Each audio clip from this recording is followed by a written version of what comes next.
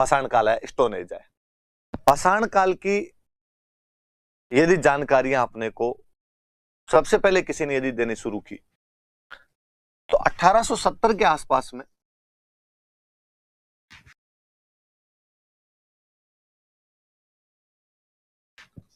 C.A. हैकेट नाम का एक बंदा था, गोरा है कोई, उसको दो जगह से, एक तो जयपुर से, एक बूंदी में जगह पड़ती है इंद्रगढ़, इन दो जगह से पत्थर की बनी हुई कुल्हाड़ी मिली, हैंड एक्स बोलते हैं। 1870 में C.A. हैकेट को जयपुर और इंद्रगढ़ से पत्थर की बनी हुई हाथ में लेने वाली कुल्हाड़ी प्राप्त होती है, हैंडेक्स कहा जाता है। तो शुरुआती उपकरण यदि हमें उस पत्थरों के कोई औजार वगैरह मिलते हैं तो ये औजार मिले। फिर उसके बाद एक बंदा था सेटनकार,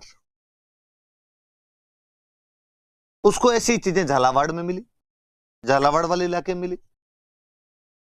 एक बंदा था बी ओलचिन,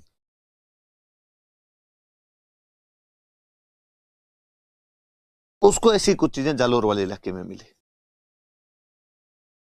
एक तो शुरुआती ये थोड़ा सा ध्यान देना कि 1870 में C.A. हैकेट को इंद्रगढ़ और बूंदी से पत्थर की बनी हुई हाथ में ली जाने वाली कुल्हाड़ी या हैंडेक्स प्राप्त होता है।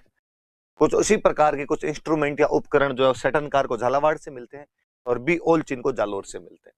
सिंपल कोई पूछ ले कि जालोर क्षेत्र में पाषाण उपकरण प्राप्त करने वाला पुरातत्वविद कौन था, आर्कियोलॉजिस्ट कौन था, तो याद रखना बी ओलचिन। झालावाड़ क्षेत्र में कौन करता है, सेटनकार। C.A. हैकेट कहां करता है, जयपुर और इंद्रगढ़। मैं यदि पूरे राजस्थान की बात करूं तो राजस्थान में सबसे पहले यदि मानवीय हलचल कहीं पर दिखाई देती है कि मानव यहां तो पक्का रहा ही होगा, वो बनास नदी के आसपास का इलाका है। बनास और उसकी जो सहायक नदियों के आसपास का क्षेत्र है, यहां पर सबसे पहले हमें ह्यूमन एक्टिविटीज दिखाई देती है, मानवीय हलचल दिखाई देती है। कहते हैं बनास और उसकी सहायक नदियां थी, वो पत्थर लाया करती थी, अपने पानी के बहाव के साथ में पत्थर लाया करती थी।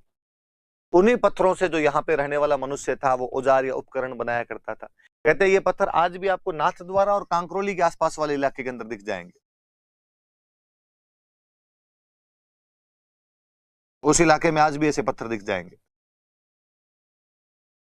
ये बात भी थोड़ी याद रखना कि पाषाण काल का वैसे तो जो इतिहास है अपने यहाँ पर किसने उत्खनन वगैरह किया या सबसे पहले किसको क्या मिला, तो वो तो ये है कि 1870 में C.A. हैकेट को जयपुर और इंद्रगढ़ से हैंडेक्स प्राप्त हुआ, सेटनकार को झालावाड़ से कुछ ऐसे उपकरण मिले और बी ओलचिन को जालोर के अंदर पाषाण काल के उपकरण दिखाई देते हैं, स्टोन एज के इंस्ट्रूमेंट दिखाई देते हैं हमें। वैसे सबसे पहले राजस्थान में मानवीय हलचल, ह्यूमन एक्टिविटीज बनास और उसकी सहायक नदियों के आसपास के क्षेत्र में देखने को मिलती है। इन नदियों के बहाव के साथ आए हुए पत्थर जो स्टोन थे वो नाथद्वारा और कांकरोली क्षेत्रों में देखे जा सकते हैं। ये सामान्य से इधर उधर की बातें हैं।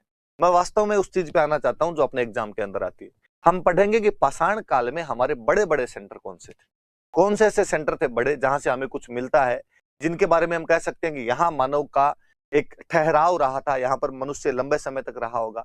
बाकी शुरुआत का जो मनुष्य था भ्रमणशील था, नोमेडिक था, घुमक्कड़ यायावर जिंदगी जिया करता था, एक जगह पे नहीं रहता था, भोजन की तलाश में, शिकार की तलाश में एक जगह से दूसरी जगह पे चलता रहता था। हालांकि वो जहां रुका है तो नदियों के आसपास रुका है।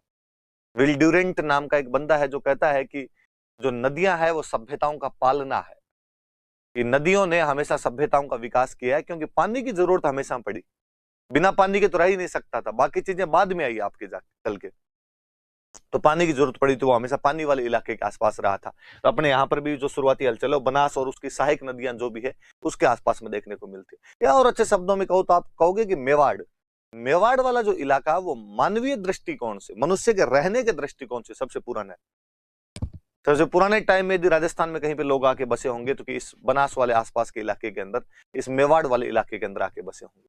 तो इनमें एक बड़ा सेंटर अपने को दिखाई देता है बागोर। दो तीन बातें, कहां पे है तो आप कहोगे भीलवाड़ा।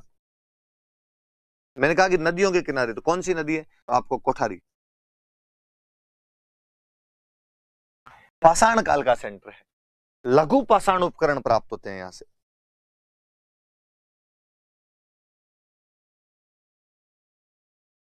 लघु मतलब छोटे, पाषाण मतलब पत्थर, माइक्रोलिथिक। माइक्रोलिथ जो होता है, छोटे छोटे पत्थर के बने हुए उपकरण प्राप्त होते हैं, छोटे छोटे पत्थर के बने हुए हथियार इसको प्राप्त हुए। एग्रीकल्चर के एविडेंस मिलते हैं कि शायद धीरे धीरे जाके बागोर के लोगों ने एग्रीकल्चर करने शुरू कर दी होगी। एनिमल हस्बेंड्री,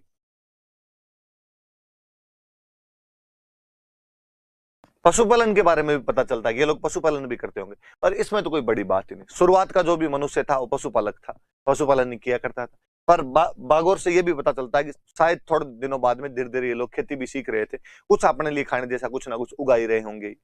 एक बड़ी जोरदार सी चीज, यहां से एक सुई मिली है तांबे की, कॉपर की, बाकायदा छेद वाली सुई, जिसमें पीछे छेद हो, इसे धागा डाला जा सकता है उसके अंदर, एक वो छेद वाली सुई प्राप्त होती है। तो बागोर याद रखना। तो बागोर अपने सबसे प्राचीन कोई सभ्यताओं के अंदर कोई जगह मिलती है अपने को, तो बागोर मिलती है, जो भीलवाड़ा में कोठारी नदी के किनारे है, जहां से हमें लघु पाषाण उपकरण प्राप्त होते हैं और कृषि और पशुपालन के एविडेंस मिलते हैं, एग्रीकल्चर और एनिमल हस्बेंड्री के। हमें यहाँ से एक छेद वाली सुई मिली है जो कि तांबे की बनी हुई है, वैसी एक सुई और मिलती है। इसका एक्सकेवेशन किसने किया? इसके जो एक्सकेवेटर थे उनका नाम था वीएन मिश्र, वीरेंद्र नाथ मिश्र नाम करके एक बंदे थे, उन्होंने इसका एक्सकेवेशन किया। उत्खनन, उत्खनन मतलब खुदाई। ये भाई इसके बारे में अपने को पता था कौन है? तो 1967 से लेके 70 तक, 1967 से लेके 70 के बीच में वीरेंद्र नाथ मिश्र जो हुआ करते थे, वो यहाँ पर अपने बागोर का उत्खनन करते हैं और वो ये बताते हैं कि साहब यहाँ से आपकी खूब सारी ऐसी ऐसी बातें मिली, ऐसी ऐसी आपकी चीजें मिली। अब